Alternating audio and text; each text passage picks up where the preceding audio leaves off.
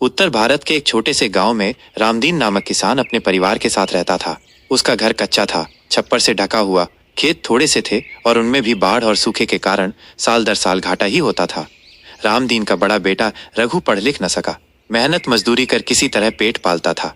रघु की पत्नी सीता गांव की ही एक गरीब परिवार से आई थी। विवाह के बाद उसने अपने घर की हालत देखी तो उसका मन दुख से भर उठा। घर में दाने दाने को तरसना पड़ता था।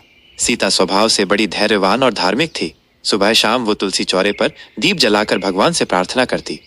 घर की हालत इतनी खराब थी कि कई बार चूल्हा जलाने के लिए अनाज नहीं होता। रघु मजदूरी करके लाता तो बस दिन भर का गुजारा चलता। सीता भूखी रहकर भी अपने सास ससुर और पति को पहले खाना देती। गांव की औरतें कभी कभी उसका मजाक उड़ाती, अरे सीता, तेरे घर तो हमेशा तंगी ही रहती है, भगवान भी तुम्हारे भाग्य से रूठे हैं शायद। सीता चुपचाप सब सुन लेती और मन ही मन सोचती, भगवान गणेश सबके विघ्न हरते हैं, एक दिन वे मेरी पुकार जरूर सुनेंगे। साल बीतते गए।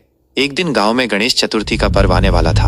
अमीर घरों में मूर्तियां मंगाई जा रही थी, जगह जगह पंडाल सज रहे थे, ढोल नगाड़ों की आवाजें गूंज रही थी। सीता ने सोचा, काश मैं भी अपने घर में गणेश जी की स्थापना कर पाती, पर इतने पैसे कहाँ से लाऊं? उसने अपने पति से कहा, रघु, मैं चाहती हूँ कि इस बार हम भी गणेश जी को घर लाएं, चाहे मिट्टी की छोटी सी मूर्ति ही क्यों न हो। रघु हंस पड़ा, सीता, तुझे पता है हमारे पास खाने तक को पैसे नहीं है, मूर्ति, फूल, प्रसाद सबका खर्च कैसे उठाएंगे? सीता ने विनम्रता से कहा, मैं खुद मिट्टी से मूर्ति बना लूंगी। पूजा में सच्ची श्रद्धा हो तो भगवान बड़े बड़े चढ़ावे नहीं, मन की भक्ति देखते हैं। रघु ने मजबूरी में सिर हिला दिया। अगले दिन सीता नदी किनारे गई। उसने गीली मिट्टी उठाई और घर आकर अपनी छोटी हथेलियों से भगवान गणेश की आकृति बनाने लगी। मूर्ति साधारण थी पर उसमें उसकी पूरी आस्था झलक रही थी।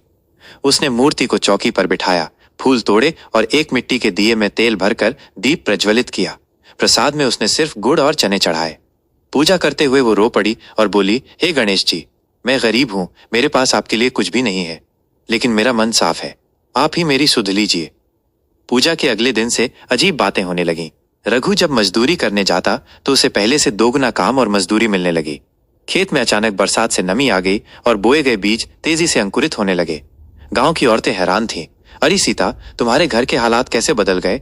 लगता है गणेश जी सचमुच तुम्हारे घर आ गए हैं। सीता मुस्कुरा दी। उसके मन में ये विश्वास और गहरा हो गया कि ये सब गणेश जी की कृपा है। लेकिन भगवान भक्त की श्रद्धा की परीक्षा भी लेते हैं। एक दिन गांव के साहूकार ने आकर कहा, रघु, तुम्हारे खेत अच्छे हो गए हैं, मुझसे कर्ज ले लो और ज्यादा बीज बो दो, फिर फसल से दोगुना पैसा कमा लेना। रघु लालच में आ गया, पर सीता ने मना किया, हमारे पास जितना है उतना ही पर्याप्त है, भगवान की दी हुई चीज में लालच मत करो। रघु ने पत्नी की बात मान ली। सच में मौसम ने साथ दिया और बिना कर्ज लिए ही अच्छी फसल हुई। धीरे धीरे रघु का घर संवरने लगा। अब उनके पास खाने पीने की कमी नहीं रही। घर की कच्ची दीवारों पर पुताई हुई चूल्हा हमेशा जलने लगा। गांव वाले अब सीता का सम्मान करने लगे। वे कहते, यह सब तेरी सच्ची भक्ति का फल है। तूने मिट्टी की मूर्ति बनाकर गणेश जी को बुलाया और उन्होंने तेरा जीवन संवार दिया। गणेश चतुर्थी के आखिरी दिन जब विसर्जन करना था, सीता की आंखें भर आईं। उसने कहा, हे विघ्नहर्ता, आपने मेरी पुकार सुनी, मैं आपको कैसे विदा करूं? मेरा मन तो चाहता है आप हमेशा मेरे घर रहें। उसी रात उसे स्वप्न में गणेश जी प्रकट हुए। वे बोले, सीता, मैं तुम्हारे मन की भक्ति से प्रसन्न हूँ। मेरे लिए सोना चांदी के मंदिर नहीं, बल्कि सच्चा और निर्मल हृदय प्रिय है। मैं सदा तुम्हारे घर रहूंगा। जहाँ भक्ति है वहीं मैं हूँ। सीता ने आंखें खोली तो उसे लगा मानो पूरा घर प्रकाश से भर गया हो। समय बीतता गया। रघु और सीता का परिवार सुख शांति से रहने लगा। उनके घर आने वाले हर मेहमान को सीता यही कहती, धन से नहीं, श्रद्धा से भगवान प्रसन्न होते हैं। गरीब हो या अमीर, सच्चे मन से पूजा करो तो गणेश जी सब विघ्न दूर कर देते हैं। गांव के लोग भी इससे प्रेरित होकर भक्ति की ओर झुकने लगे। अब गणेश चतुर्थी पर हर घर में छोटी छोटी मिट्टी की मूर्तियां बनने लगी। विघ्नहर्ता और सिद्धिदाता कहा जाता है। कोई भी शुभ कार्य उनके बिना आरंभ नहीं होता।